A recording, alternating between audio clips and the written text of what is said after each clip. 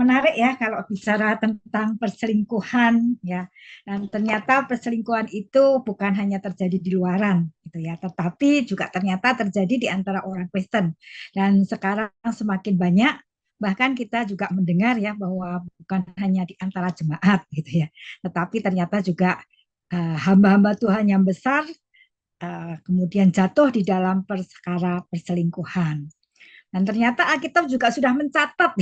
Jadi perselingkuhan itu bukan hanya zaman ini ya, tetapi ternyata Alkitab pun mencatat ya, Daud dicatat melakukan perselingkuhan dan perzinahan.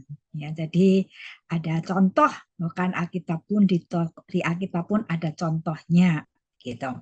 Ya, Bapak Ibu, perselingkuhan itu apa? Perselingkuhan atau infidelity adalah pelanggaran sebuah kepercayaan. Ya, jadi tadi kalau menarik ya kalau Yordan mengatakan ya itu nggak ada artinya, itu biasa saja gitu. Nah, mari kita tegakkan ini.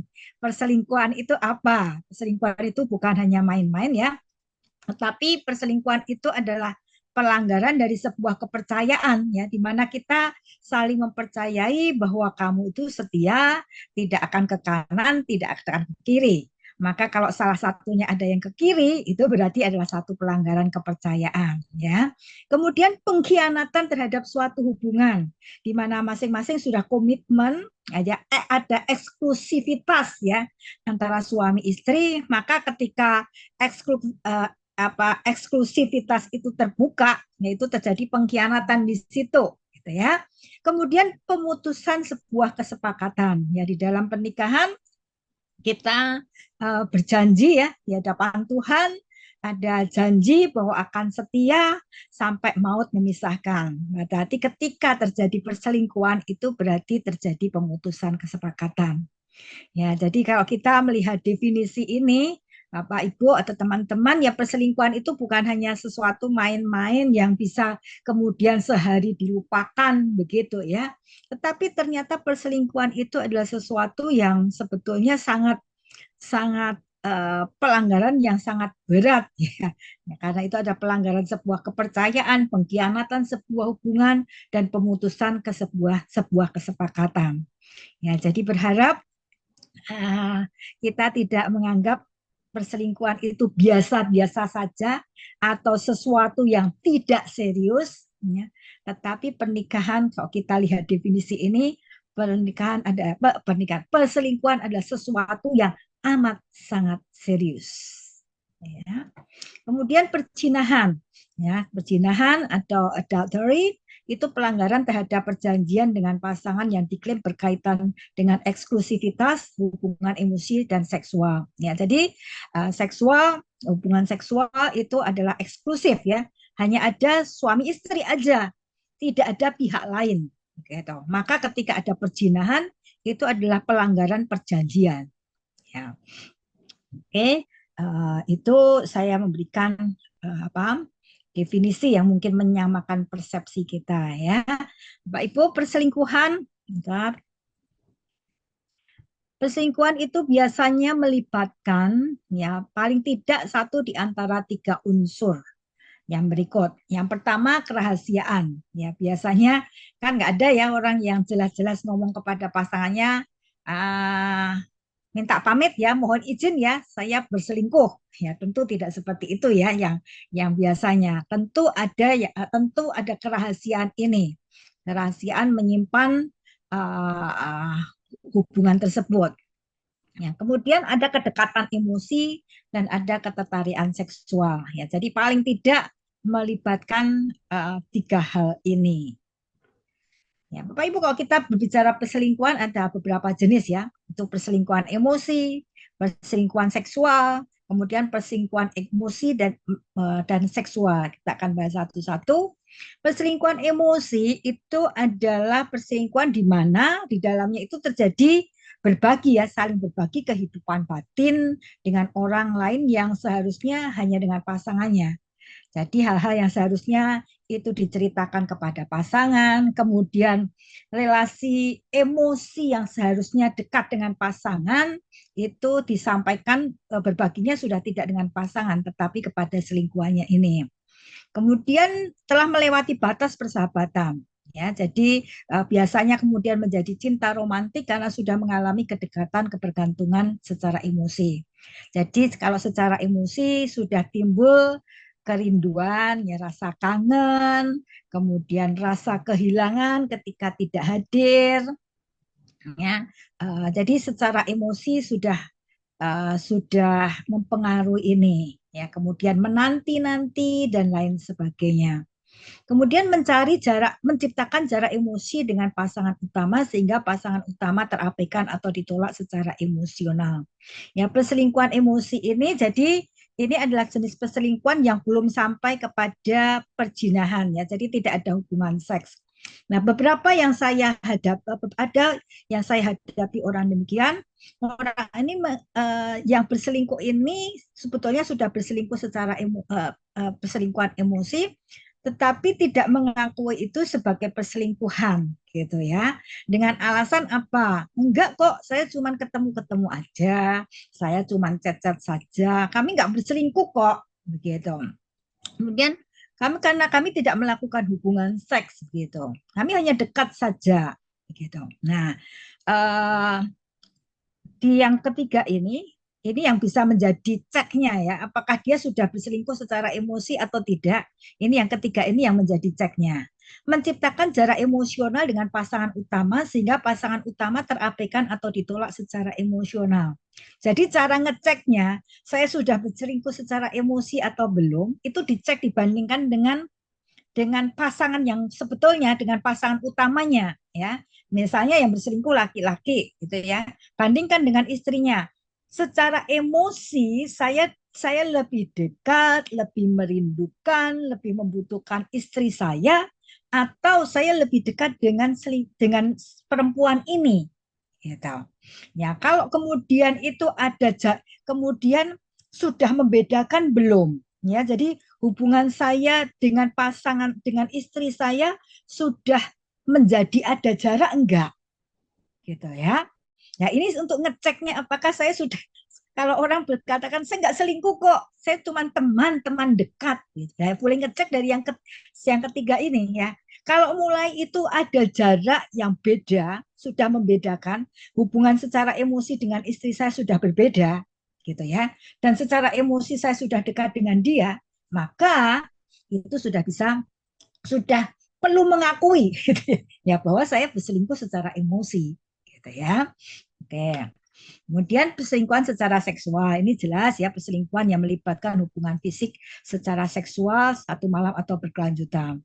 Ya, saya membedakannya ini perselingkuhan seksual ini ada perselingkuhan yang memang dengan suka sama suka gitu ya. Tapi yang kedua adalah dengan berbayar. Kalau berbayar itu artinya misalnya dengan perempuan yang memang menjual seks begitu ya, itu bisa dibedakan itu.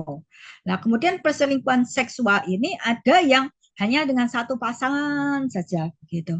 Tetapi ada juga yang uh, berganti-ganti pasangan ya. Tetapi dia hanya berhubungan seksual saja. Tidak ada kedekatannya, tidak membangun kedekatan emosi gitu ya. Sama-sama hanya kebutuhan seks. Dan ini memang ada ya, saya memang jumpai yang memang memang ini kalau ketemu saling membutuhkan seks, dia janjian gitu ya, dia janjian begitu. Ya. Kemudian ada perselingkuhan emosional seksual. Itu ya secara emosi iya, secara seksual iya. Dan yang paling sulit diselesaikan adalah yang ketiga ini ya.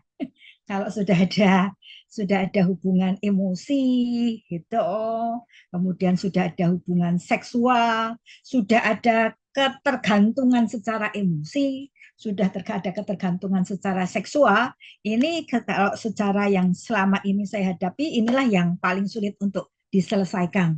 Gitu. Oke.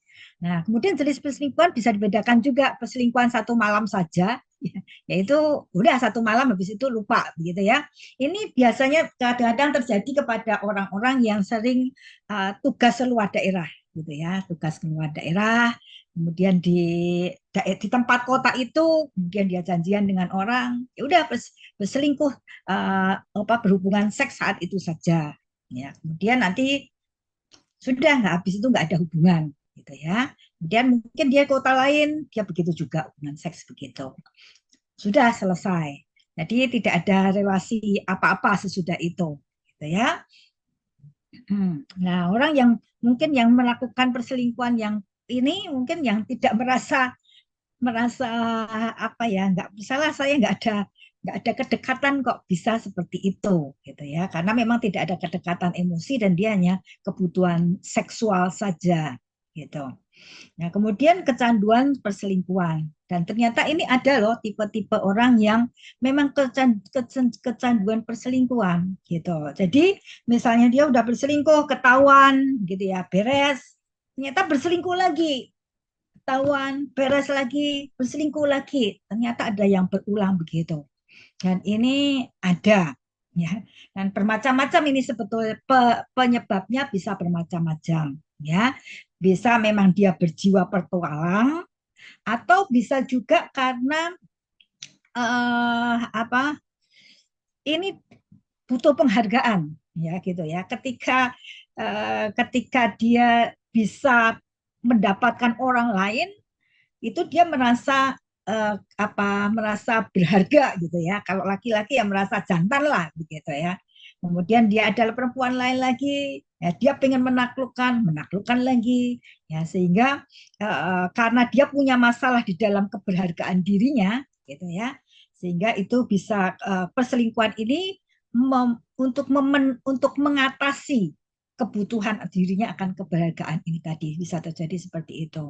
Ada perselingkuhan jangka panjang, ya perselingkuhan jangka panjang ini jadi ada kasus nih ya, sampai ada perselingkuhan suaminya ini sudah dengan selingkuhannya 8 tahun dan sudah seperti suami istri.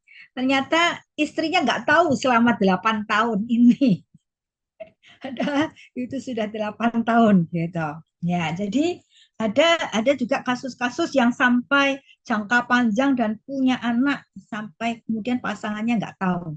Berarti ini tadi yang ciri-ciri kerahasiaan tadi ya, bahwa perselingkuhan itu salah satunya ada kerahasiaan, berarti pintar sekali gitu ya, menyimpan kerahasiaan. Ada kasus juga begini, ini cukup lama, dia 9 tahun, jadi karena satu profesi jadi kerap sekali ada acara-acara pelatihan, ada acara-acara seminar-seminar gitu. Bisa loh begini ya, mereka ikut seminar gitu. Di tengah-tengahnya seminar itu bisa masing-masing keluar, gitu. Keluar, kemudian ada di kamar salah satunya dan melakukan hubungan seks gitu ya. Habis itu kembali ke tempat seminar. Itu bisa terjadi seperti itu dan itu 9 tahun pasangannya nggak tahu. Dia cerita saya sampai heran. Sedemikian pandainya menyimpan rahasia-rahasia gitu ya. Kadang-kadang janjian juga ke hotel gitu. Jadi rapi sekali mereka menyimpan kerahasiaannya gitu ya, rahasia hotel, rahasia nota makan, rahasia dan lain sebagainya, dan itu jangka panjang. Kemudian ada perselingkuhan yang cyberfire ini ya, ini yang marak sekarang ya. Itu perselingkuhan di dunia maya, itu bisa menggoda-goda, kemudian sexting itu artinya jadi saling video call dan melakukan hubungan seks di situ ya, saling membuka itu masing-masing ya saling merangsang di situ itu terjadi dan banyak kasus seperti itu. Bahkan sekarang anak-anak muda ya bukan bukan pasutri, anak-anak muda itu banyak yang melakukan ini. Makanya Bapak Ibu hati-hati dengan anak-anak ya. Ya, kemudian melakukan percakapan seksual. Percakapan seksual, kalau tadi sexting itu kan bisa video call ya. Kalau ini percakapan seksual itu hanya percakapan chat-chat begitu, tapi saling saling merangsang di situ ya, dengan percakapan-percakapan seksual seperti itu. Ya. Oke, sekarang gitu tadi kalau jenis-jenisnya kita masuk penyebabnya. Bapak Ibu, penyebabnya tentu banyak dan beragam sekali ya kalau kita bicara penyebabnya. Saya mulai dari faktor pihak ketiganya ya. Faktor pihak ketiganya yang pertama itu penyebabnya karena mungkin pihak ketiga ini memang agresif menggoda. Jadi tadi contohnya yang menggodain godan tadi ya, Jadi dia memang memang agresif menggoda. Itu bisa memang perempuan yang menjajakan seksual, tetapi juga bisa perempuan yang memang tidak tidak menjajakan seksual, itu bisa seperti itu ya. Jadi dia agresif menggoda sehingga seperti Yodan tadi ya, mungkin pertama tidak berpikir untuk secara sengaja jatuh gitu ya. Tetapi kan mungkin kondisi kecapeannya Yordan tadi ya, capek kan tadi ya, sehingga mungkin tidak stabil secara emosi, tidak matang juga secara jadi tidak berpikir matang juga bisa jatuh seperti itu. Ya, jadi Bapak Ibu ada beberapa beberapa perselingkuhan yang terjadi itu yang pernah saya jumpai tidak selalu loh dari pernikahan yang pernikahannya itu misalnya ada konflik, enggak. Jadi ada memang pernikahannya itu sebetulnya baik-baik saja. Pernikahannya itu sebetulnya tidak masalah, sebetulnya begitu. Jadi hubungan mereka baik-baik saja. Tetapi mungkin karena ada pihak ini tadi ya agresif menggoda begitu, itu bisa dimulai dari situ. Ya, jadi pernah satu teman saya ya, dia sampai terheran-heran, kami tidak pernah konflik ya, dan masalah-masalah selama ini bisa diselesaikan. Ya, tapi kenapa dia bisa berselingkuh? Ya, jadi mungkin ini jadi peringatan kita juga ya, Bapak Ibu ya. Pernikahan kita baik-baik saja, kita tetap waspada, ya, karena ada saja orang yang bisa membuat kita jatuh, gitu ya. Ya, kemudian ada yang faktor orang ketiga itu yang menimbulkan belas kasihan. Itu jadi ada kasus-kasus begini. Jadi ada seorang wanita gitu ya punya anak, kemudian dia punya masalah dengan suaminya eh, sehingga dia terlantarkan gitu ya. Kemudian ada sepasang suami istri yang berbelas kasihan kepada wanita ini ya, sering sering menolong, sering memberikan bantuan dan lain sebagainya ya. Tetapi kemudian itu berawal dari situ ya. Tapi kemudian berlanjut akhirnya itu kok kemudian yang mendatangi perempuan ini bukan lagi berdua ini ya pasangan suami istri, tetapi suaminya yang kemudian mendatangi itu ya. Mendatangi berbelas kasihan mendatangi dan akhirnya ternyata kemudian terjadi perselingkuhan seperti itu. Ya. Jadi ini berselingkuh karena yang diselingkuh itu menimbulkan belas kasihan. Jadi berawal dari belas kasihan itu, ya. Kemudian jadi mungkin perempuan yang jenis ini tidak sengaja menggoda begitu ya. Tetapi hidupnya itu menimbulkan belas kasihan. Nah, orang yang berbelas kasihan ini bermula dari belas kasihan. Tetapi ketika tidak menjaga hati, kemudian terjadilah kedekatan emosi dan ini berlanjut kemudian menjadi perselingkuhan. Ya, kemudian atau bisa membuat jebakan. Kalau ini memang perempuan-perempuan yang sengaja ya membuat jebakan kepada perempuan atau laki-laki. Ternyata bukan hanya perempuan ya. Laki-laki juga ada yang menjebak seperti ini. Ya, sengaja menjebak. Atau kemudian cinta lama yang belum selesai.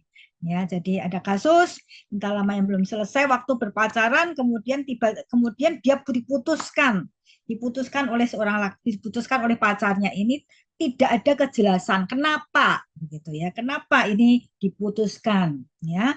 Suatu saat mereka ketemu lagi dan perempuan yang diputuskan tanpa kejelasan ini ternyata belum menikah begitu ya. Nah, laki-laki ini ketemu ini kemudian si perempuan ini bercerita tentang inilah, si laki-laki ini merasa bersalah gitu ya, karena dulu memutuskan tanpa kejelasan dan akhirnya berujunglah dengan perselingkuhan ya. Ini kalau yang saya cerita-cerita ini adalah yang betul ya Bapak Ibu. Saya nggak fiktif, saya nggak cerita. Tapi ini memang kejadian-kejadian betul gitu ya.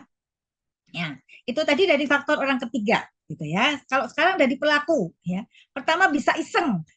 Ya, kadang-kadang iseng-iseng ya, iseng-iseng ini bisa sendiri atau bisa bersama-sama teman-temannya gitu ya, bersama teman-temannya goda atau mungkin bisa saring taruhan, ya taruhan siapa yang bisa menggodain begitu. Ya ini iseng bisa saja seperti itu. Tapi kemudian bisa dari iseng itu bisa terjadi perselingkuhan. Kemudian suka berpetualang cinta, ya. Jadi ada tipe-tipe orang yang tertantang gitu ya. Kalau dengan melihat seseorang ini tertantang untuk menaklukkan gitu. Nah, orang yang seperti ini bisa berkali-kali tadi berselingkuhnya bisa berkali-kali dan bisa berganti-ganti gitu. Kemudian kesepian, ya ini jelas ya ketika merasa kesepian, ya jadi ada seorang laki-laki ini kesepian ketika ditinggal setia, dia hidupnya sangat tergantung kepada istrinya, gitu ya. Suatu saat istrinya pergi, dia sangat kesepian, kemudian dia iseng-iseng buka FB, gitu ya, buka SB iseng-iseng dan bermulailah dari situ, ya dari FB, kemudian dia kenalan dan berkelanjutan. Ya, oke, kedekatan yang terus menerus ini sudah sering banyak kasus ya. Misalnya sekretaris dengan sekretarisnya terus-menerus ketemu di kantor, tetapi juga ada kejadian-kejadian di gereja. Jadi sama-sama satu pelayanan, gitu ya. Satu pelayanan sering bersama-sama melayani bersama. Ya, kemudian di situ sering kali diskusi dan kemudian kedekatan yang terus-menerus itu kemudian bisa kalau tidak hati-hati kemudian bisa bisa menjadi lubang gitu ya. Kemudian melarikan diri dari kebosanan, persoalan, ya tadi kalau ada kebosanan, kerutinitas, tadi misalnya si Jordan tadi ya, dia orangnya kan orang spontan ya, orangnya orang spontan. Kemudian apa? Sedangkan istrinya kan sudah tidak bisa diajak spontan lagi ya.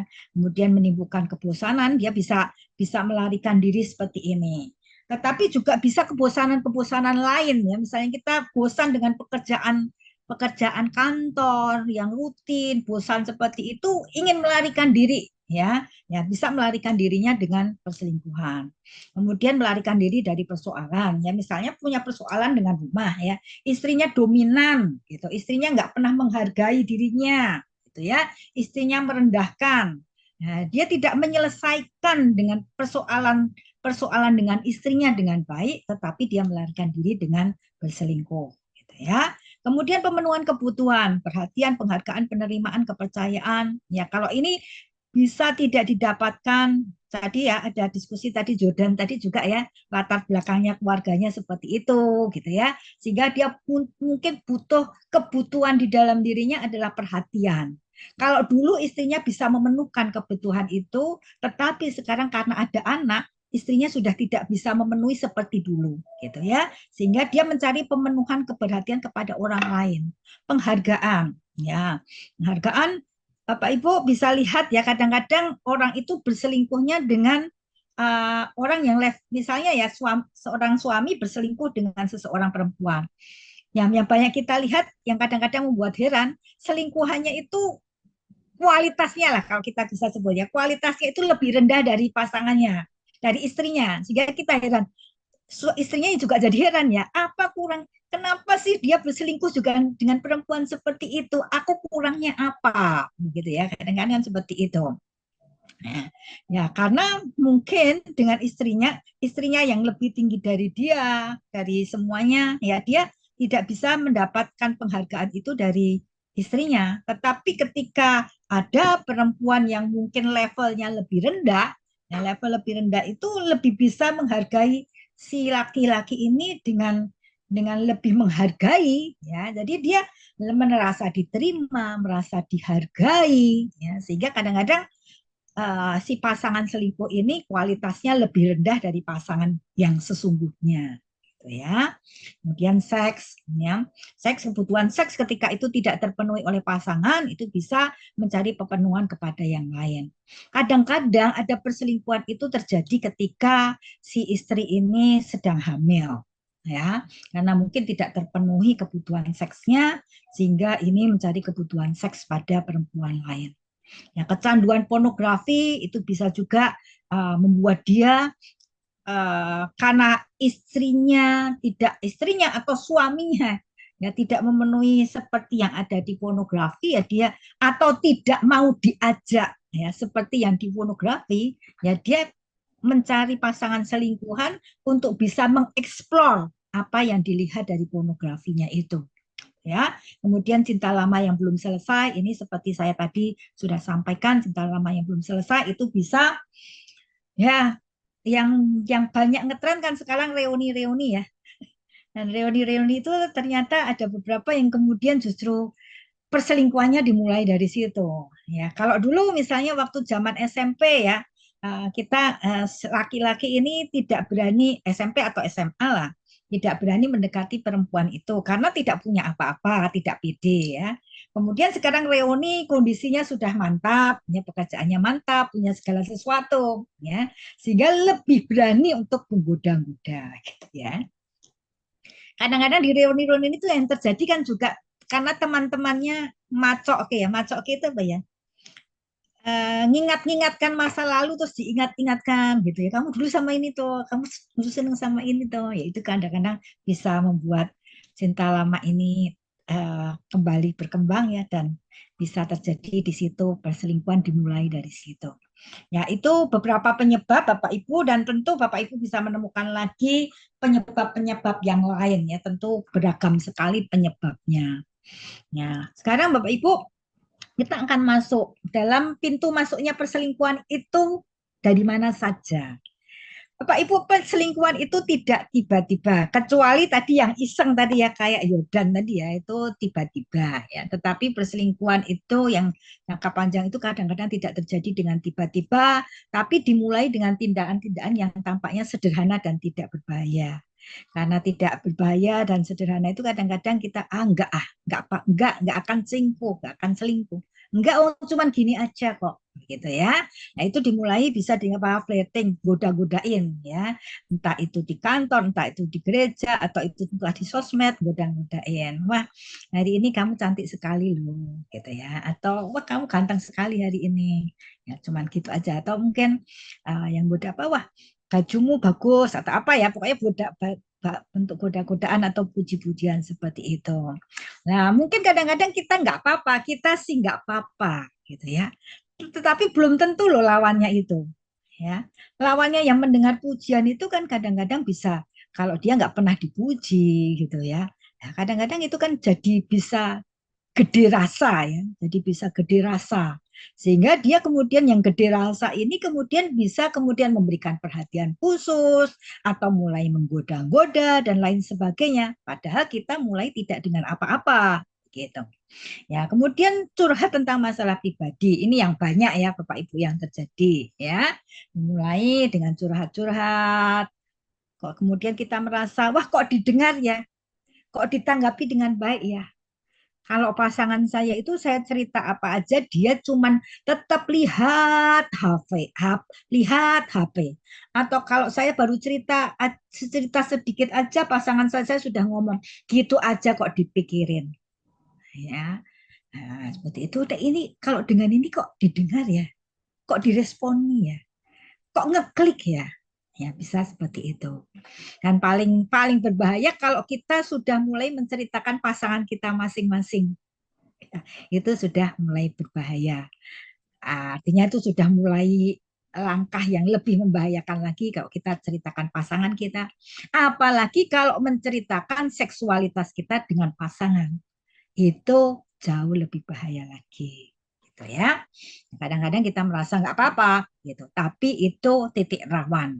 Kemudian sentuhan fisik yang tampaknya tidak berbahaya. Ya mungkin kita cuman cowel-cowel gitu ya. Jawil gini aja lah. Mungkin oi gini ya. Mungkin gitu aja, nggak sentuhan fisik yang bergairah loh gitu. Ya, itu kan kita.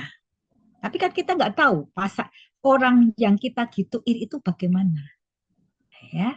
Ya, kalau kita ketemu orang yang gede rasa tadi, yaitu kemudian bisa kemudian dia meresponi yang secara memberikan perhatian dan itu yang kemudian bisa berlanjut ya kemudian dan memberikan perhatian khusus ya misalnya kita memberikan hadiah-hadiah waktu ulang tahun waktu Valentine ya bisa itu seperti itu atau kita nanyakan apa kalau chat-chat ya, selamat pagi, makan apa, gitu ya, sedang di mana. Ya kalau lama-lama begitu terus, lama-lama akan menjadi satu kedekatan. ya. Kemudian komunikasi yang berlebihan melalui teknologi atau kita chat-chatan gitu ya, semakin lama semakin dekat, semakin lama semakin dekat. Menghabiskan waktu bersama. Ya mungkin kalau kita sekantor atau segereja gitu ya, kadang-kadang ya makan siang bareng gitu ya. Ya, bermulai dari situ makan siang bareng atau kita kalau gereja pelayanan bareng gitu ya. Lama-lama lama-lama bukan hanya bersama teman-teman ya, kemudian kita berdua, lama-lama bukan pas acara di kantor ya, tapi bukan acara di kantor, bukan acara di gereja, lama-lama memang mengadakan waktu makan bersama itu sendiri. Ya, itu pintu masuknya. Jadi Bapak Ibu, perselingkuhan itu tidak kemudian mendadak terjadi perselingkuhan. Karena tapi kadang-kadang dimulai dari hal-hal yang sederhana dan tidak berbahaya. Ya, karena itu ini menjadi peringatan kita, Bapak Ibu, ya. Tidak ada seorang pun yang kebal terhadap perselingkuhan. Ya, ya. Karena itu justru kita harus masing-masing harus menyadari. Saya tidak kebal terhadap perselingkuhan. Demikian juga pasangan saya tidak kebal terhadap perselingkuhan. Ya, ketika kita punya awareness seperti itu akan membuat kita justru hati-hati. Ya, terus mendoakan diri kita, terus mendoakan pasangan. Tetapi kalau kita aku nggak mungkin jatuh dalam perselingkuhan. Nggak mungkin pasanganku tuh jatuh dalam perselingkuhan. Aku tahu kok dia orang setia. Bapak Ibu, dalam kenyataannya saya sudah melihat, ya, saya menjumpai, saya mengenali sendiri orang-orang yang rohaninya itu sangat matang. Hidup takut akan Tuhan menurut pendapat saya. Ternyata juga jatuh di dalam perselingkuhan. Ya, karena siapa toh yang nggak kenal dengan Daud? Daud demikian, tetapi justru jatuhnya dalam perselingkuhan. Kenapa? Ya karena memang bagian ini, bagian merusak pernikahan, itu bagian yang diincim, di apa ya, yang jadi pusat perhatiannya si jahat. Ya, Bapak Ibu dibiarkan melayani, nggak apa-apa, kamu silahkan melayani, silahkan kamu melayani. Aku tidak akan mengganggu pelayananmu. Ya. Tetapi si jahat itu paling suka merusak pernikahan kita. Ya, karena itu mari Bapak Ibu sadari bahwa kita tidak kebal terhadap perselingkuhan, dan perselingkuhan itu dimulai dari sederhana dan yang tidak berbahaya. Karena itu mari kita berhati-hati sekali. Jangan iseng-iseng ya, jangan juga mulai sesuatu yang sederhana ya karena bisa bermula dari situ. Oke. Jadi ya bagaimana terjadinya perselingkuhan, ini khas itu atau ketertarikan. Nah, ini misalnya kita mulai tertarik, oh ya dia kok pinter, oh ya dia kok ramah, oh ya kok dia enak diajak ngomong begitu ya, oh ya dia kok perhatian, dimulai dari situ. Kemudian attraction itu mulai melakukan tindakan gitu ya, mulai tindakan saya chat lah gitu ya, saya chat, saya tanya-tanya, saya kemudian ajak makan bareng dan lain sebagainya. Nah, kemudian akhirnya akan terjadi attachment, kedekatan atau keintiman. Ya, dari ketiga proses ini, Bapak Ibu, sebetulnya perselingkuhan itu bisa di tidak terjadi kok, dipatahkan. Dimulai dari mana? Ketika ada lust. Ya, ketika ada lust ini kita segera sadar, hati-hati, alarm, ya, maka putuskan di situ. Nah, contoh Daud, ya, ketika dia kan sebetulnya sedang santai, sedang enak-enakan, nganggur gitu ya. Kemudian dia melihat Bathsheba. Ya, itu dilas kan? Aduh, cantik nih perempuan ini. Menarik nih perempuan ini. Ya, sebetulnya dia bisa putuskan di situ. Ya. Tetapi kemudian dia tidak memutuskan, dia melakukan attraction. Apa? Dia bertanya kepada prajuritnya, siapa perempuan itu? Dijawab, itu istrinya Uria. Ya, sebetulnya peringatan dan itu istrinya Uria, itu sudah istrinya orang. Gitu ya. Tetapi dia tidak menghentikan, dia tetap melakukan tindakan-tindakannya. Ya. Panggil Bathsheba dan seterusnya. Jadi Bapak Ibu, kalau ada las kita tertarik, itu wajar ya, kita tertarik kepada orang itu wajar. Oh cantik, oh cakep, oh pinter, oh perhatian sekali ya, oh menarik sekali. Itu wajar kita sebagai manusia itu tertarik ya. Tetapi kita bisa menghentikan itu untuk tidak menjadi perselingkuhan. Stop di situ. Oke, berbahaya ini saya tidak melanjutkan. Jadi sampai tidak, jadi jangan sampai kemudian melakukan attraction. Yaitu kalau kita ingin memutuskan perselingkuhan kita. Ya, Bapak Ibu dampaknya apa? Dampaknya bagi pasangan rasa sakit, jelas Bapak Ibu ya. Jadi kalau ada konflik lain dibandingkan konflik lain itu paling yang dirasakan sakit itu adalah perselingkuhan. Ya, karena itu dikhianati. Ya, katakan khianatan.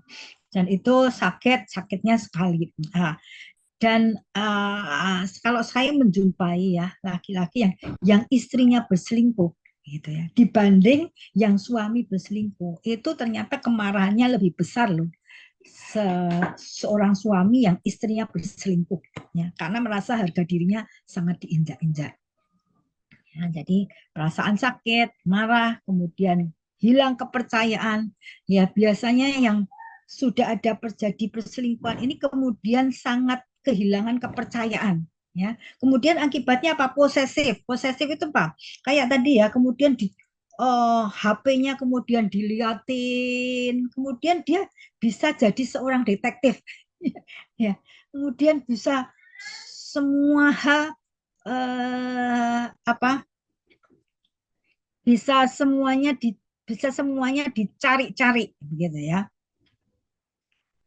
Ya, itu apa bisa kemudian bisa juga paranoid ya. Jadi ada itu yang suaminya selingkuh kemudian mobilnya itu dipasangi GPS gitu. Sampai seperti itu. Jadi sampai kemudian paranoid sekali seperti itu. Ya, itu bagi pasangan ya, bagi pelaku itu kemudian bisa kemudian melakukan kebohongan-kebohongan terus ya. Jadi menutup-nutupi kebohongan-kebohongan gitu. Kemudian dikuasai rasa bersalah, tadi seperti Yodan ya ada perasaan bersalah juga, dikuasai bersalah kenapa saya seperti itu. Ya. Kemudian yang paling juga berdampak adalah kepada anak-anak ya. Anak-anak bisa mengalami trauma emosional.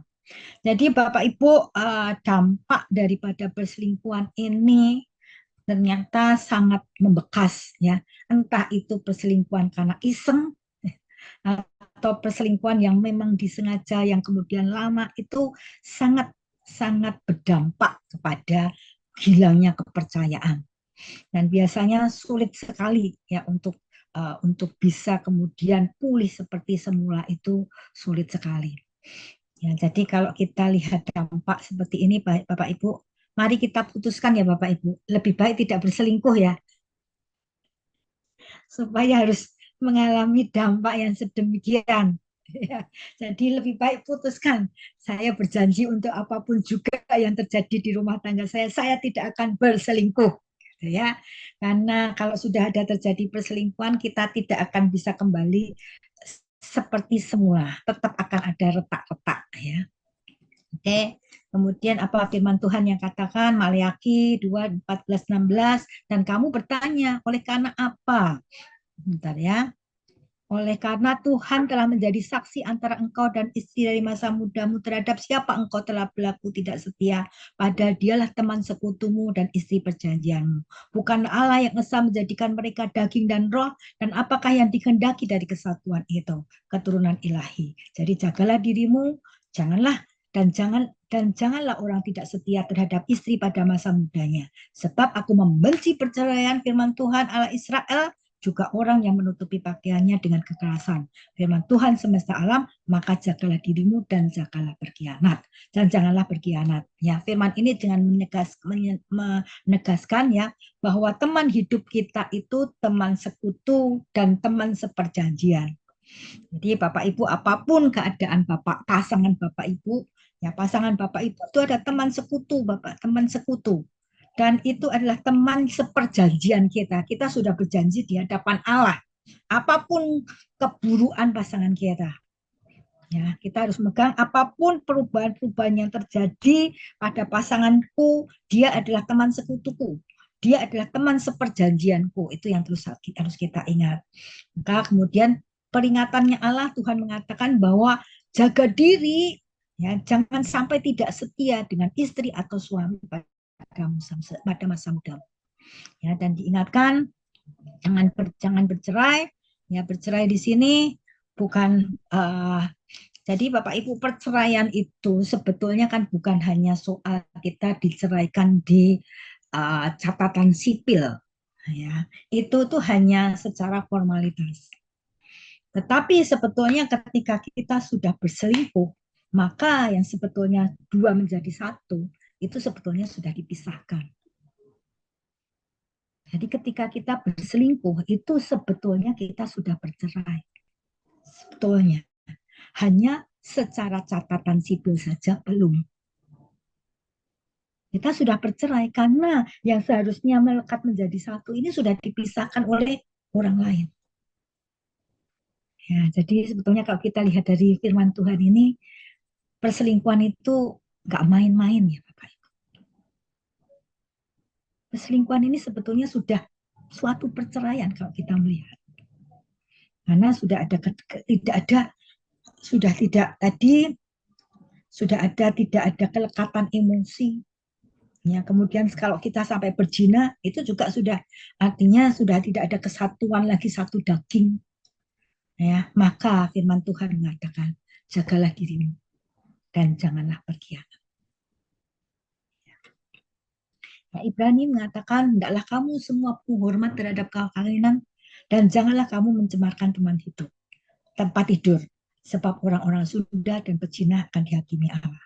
Ya, ini kita diingatkan bahwa supaya kita penuh hormat terhadap pernikahan kita.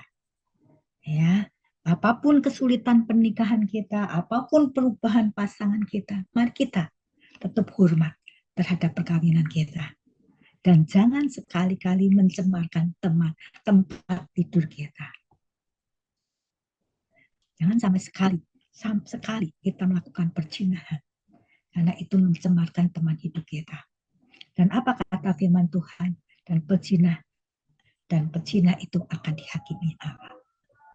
Jadi mari Bapak Ibu kita kembali pada pernikahan kita. Ya. Apapun keadaan pernikahan kita, bagaimanapun perubahan pasangan kita, mari kita tetap menghormati pernikahan kita sampai maut memisahkan. Ya.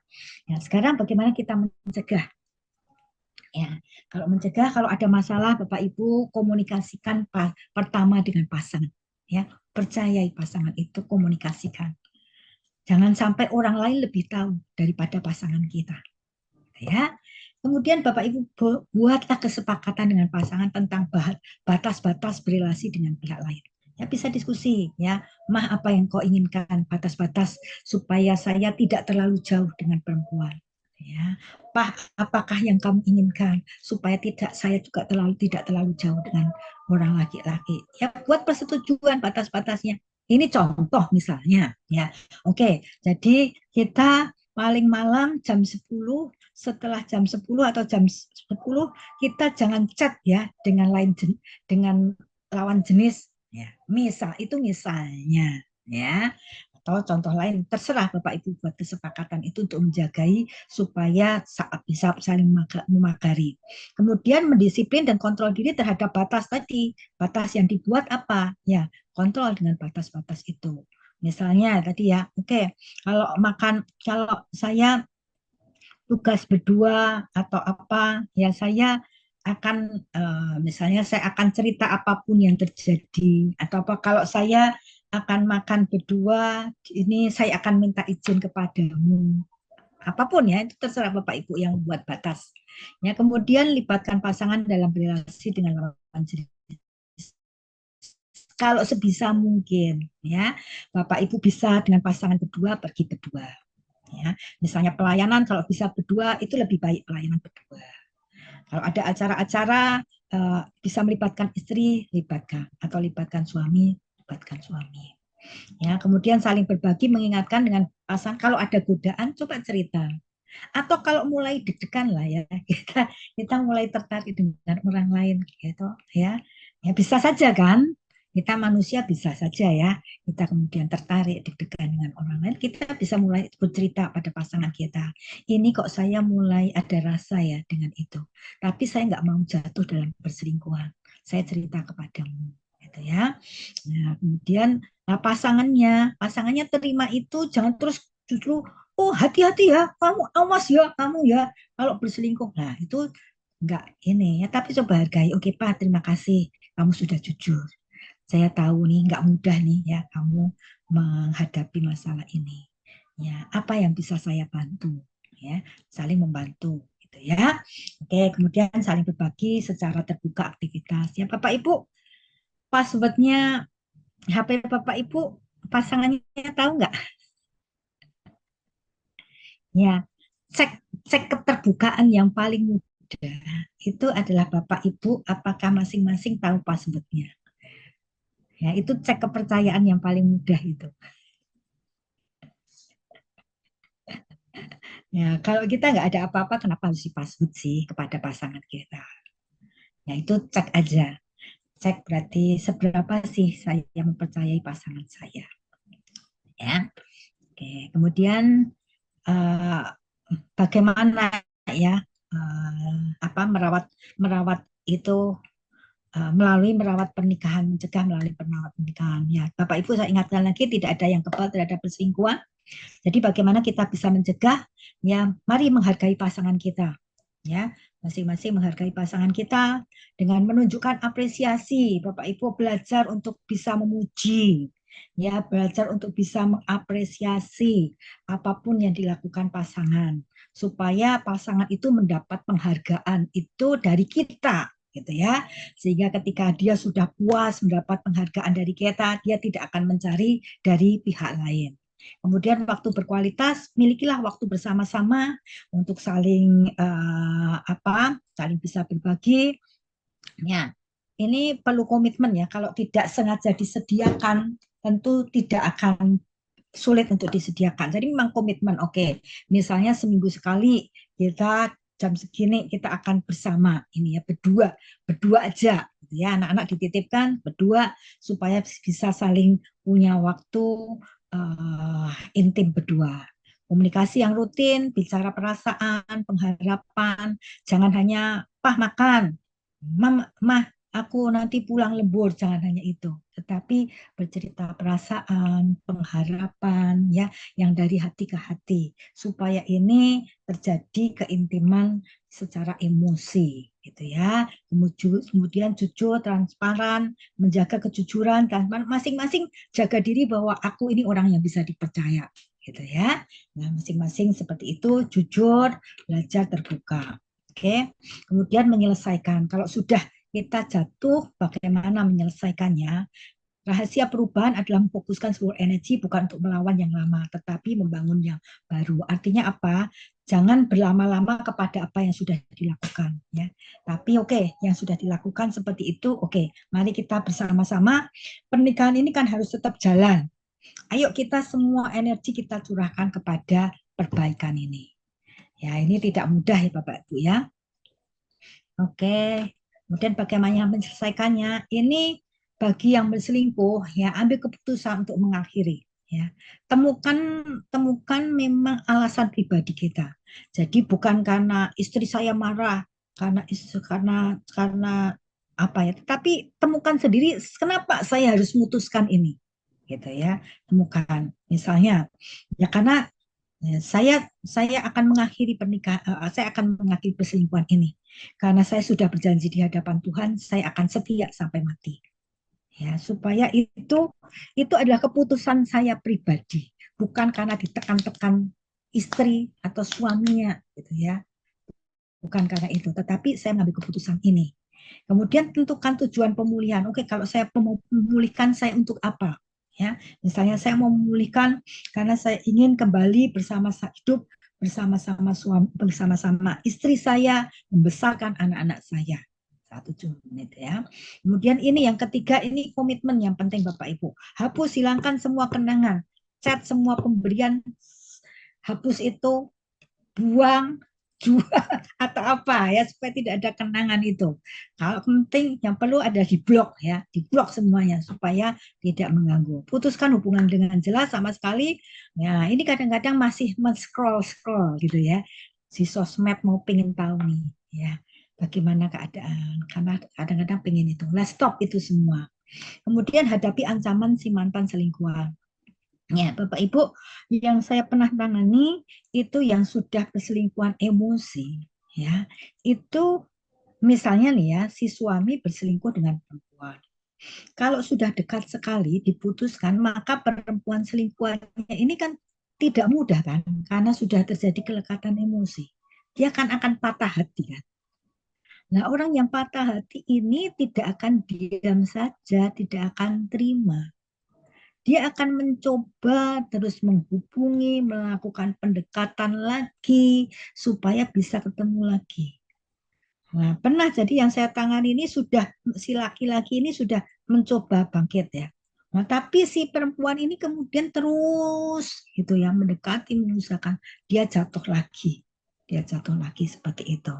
Nah, kemudian ada juga perempuan-perempuan yang kemudian ngancam dan lain sebagainya. Ya kalau ngancam dihadapi gitu ya. Tapi kalau tadi ya kalau memang perempuan tadi masih mengusahakan ini temui berdua begitu dan lain sebagainya. Yang penting si istri ya yang penting kemudian harus bertahan ini ya karena supaya tidak jatuh lagi. Karena tentu yang di sana yang ditinggalkan apalagi kalau kita sudah janji-janji gitu ya, tentu tidak mudah untuk itu. Ya, ini bisa berikan ini saya berikan contoh kalau ada seorang perempuan yang tetap menghubungi ya, kita bisa bisa tulis, bisa chat. Saya ingin kamu tahu, maaf ya, mulai saat ini saya tidak akan bertemu dan berkomunikasi denganmu. Saya menyadari apa yang saya lakukan selama ini salah. Dan janji-janji perhatian yang telah saya lakukan, itu saya lakukan di dalam kesalahan saya, dan karenanya saya mencabut. Ya, saya mau menyelamatkan pernikahan saya karena saya masih mencintai, ya, misalnya masih mencintai Weni, gitu ya, dan mohon untuk tidak menghubungi saya kembali. Nah, ini contoh saja Bapak Ibu supaya kita bisa tegas, ya, atau kalau kita bisa besok misalnya ada menangani kasus, ya kita bisa memberikan contoh, ya. Kemudian apa yang perlu kita lakukan lagi? Kalau tadi kan sendiri ya. Tadi yang orang yang melakukan perselingkuhan tadi ya yang bisa dilakukan. Sekarang kalau dengan pasangan apa yang bisa dilakukan? Pertama Bapak Ibu, yang pertama kita perlu minta ampun pada Tuhan ya. Tuhan ampuni saya sudah melakukan kesalahan yang besar karena Tuhan menghendaki, ya karena Tuhan sudah memerintahkan pada saya untuk saya setia kepada pasangan saya, tapi saya tidak setia, saya berdosa pada Tuhan, ampuni saya. Nah ini yang paling penting justru Bapak Ibu, permulaannya dari sini. Ya, ketika kita tidak merasa perselingkuhan itu sebagai dosa, itu akan langkah selanjutnya akan lebih sulit. Tetapi yang penting ketika kita bisa merasakan itu sebagai dosa, itu justru awal yang paling baik untuk bisa bangkit lagi. Ya, kemudian maafkan diri sendiri. Ya, kadang-kadang jadi ada orang yang kemudian merasa bersalah, kemudian tertuduh, teringat terus ya. Ya, maafkan diri kita sendiri. Ya, saya memaafkan kamu yang sudah melakukan dosa, melakukan kesalahan, seperti Tuhanmu sudah mengampuni. Ini aku mengampuni. Ya, kemudian minta maaf pada pasangan. Ya, minta maaf pada pasangan juga jangan kemudian membela diri ya. Maafkan saya sudah bersalah karena saya sudah tidak setia dan berkhianat kepadamu. Gitu ya. Nah, kemudian beri kesempatan pasangan untuk memproses luka. Ya, Bapak ini tidak mudah. Kadang-kadang orang yang sudah minta maaf itu berharap bahwa saya sudah minta maaf kok. Ya kamu harus menerima saya dong apa adanya. Kamu harus cepat pulih dong. Kadang-kadang yang terjadi ini ya tidak memahami bahwa pasangan yang diselingkuhi itu lukanya dalam dan dia butuh waktu untuk memproses begitu ya. Jadi Bapak Ibu terima kemarahannya pasangan, kemudian juga terima sanksi-sanksi yang diberikan. Ya, waktu saat saya menangani pasangan yang berselingkuh, ya si istri ini memang kemudian sering sekali mengungkit-ungkit gitu ya, mengungkit-ungkit. Suatu saat kemudian mengungkit-ungkit dan si suami ini nggak tahan Kemudian dia teriak keras sekali, histeris. Ya, dia berharap bahwa itu membuat si istri ini selesai toh, move on toh. Dia berharap begitu. Tetapi ternyata enggak. Istrinya tambah marah. Karena dia berpikir apa? Kamu tidak berhak seperti itu. Kamu salah, kamu harus dihukum dan kamu harus menerima sanksi itu. Dia berharap bahwa suaminya itu diam aja. Dia apa-apain yang diam aja. Nah, itu yang terjadi. Nah, jadi Bapak Ibu kalau ada memang ada yang berselingkuh ya terima. Sanksinya itu diterima begitu ya. Dan biarkan si yang korban itu memproses lukanya. Ya, kemudian pasangan korban, nah yang korban ini juga perlu belajar ya untuk membangun kepercayaan diri, kepercayaan lagi. Kadang-kadang si pelaku ini sudah bertobat, dia sudah melakukan pertobatan gitu ya. Tapi si misalnya yang selingkuh suaminya ya, si istri ini masih saja menyelidiki gitu ya. Masih ada semua diselidiki setiap HP-nya setiap kali dibaca, sosmed dibaca, diselidiki, masih posesif sekali. Nah, ini juga akan mendatangkan kesulitan bagi suaminya untuk kemudian memperbaiki diri. Jadi bagi si korban perlu belajar, walaupun sulit, tetapi belajar apapun perubahan suami yang tadi, apapun perubahan pelaku ya dihargai. Makasih ya, kamu sudah saya tahu bahwa nggak mudah kamu untuk melakukan perubahan itu. Nggak mudah nih kamu ngasih password HP-mu itu nggak mudah saya tahu. Tapi kamu sudah ngasih password HP-mu. Terima kasih ya. Terima kasih kamu sudah menunjukkan perubahan dan saya menghargainya. Ya, belajar dari perubahan kecil pun dihargai. Ya, kemudian bangun komitmen pernikahan lagi. Ya, buat kesepakatan. Oke. Ya, kita buat komitmen lagi ya supaya kita saling menjaga. Dan kalau perlu Bapak Ibu bisa kalau perlu memang ini perlu konseling silakan bisa konseling ya supaya bisa tertolong dan ada mediatornya. Ya, itu tadi tentang bagaimana kita menyelesaikannya. Bapak Ibu ini Fanpage ini mengatakan begini, pernikahan yang buruk itu bisa tidak menyebabkan perselingkuhan ya. Kalau pernikahan buruk karena permasalahan-permasalahan lain sebetulnya bisa kok tidak diselesaikan dengan perselingkuhan ya. Tetapi kalau perselingkuhan itu pasti menyebabkan pernikahan akan menjadi buruk ya. Bapak Ibu, ini ya, ini adalah seni di Jepang ya. Di Jepang ini jadi ada seni ini ya. Jadi kalau ada barang pecah itu bukan dibuang gitu ya. Tetapi kemudian dilekatkan lagi dengan lem gitu ya. Dilekatkan lagi dengan lem kemudian dilapisi dengan emas. Dan ini menjadi satu karya seni yang indah ya.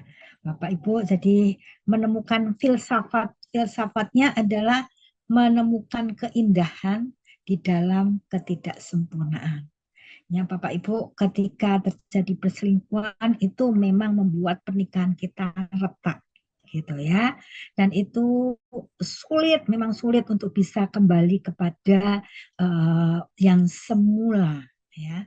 Tetapi seperti kita lihat ini ya, Kintsugi ini karya seni ini mengingatkan bahwa yang retak pun, yang ada di dalam kejatuhan, yang gagal pun tetap bisa dibangun kembali kok. Ya, di dalam Tuhan ada pengharapan. Ya, Tuhan mengatakan aku yang menyatukan dan aku tidak menghendaki perceraian. Karena itu artinya di ayat itu mengingatkan bahwa aku menopang pernikahanmu. Aku menanggung pernikahanmu. Jadi ketika kita gagal, kita jatuh, datang pada Tuhan. Tuhan kami gagal, kami jatuh.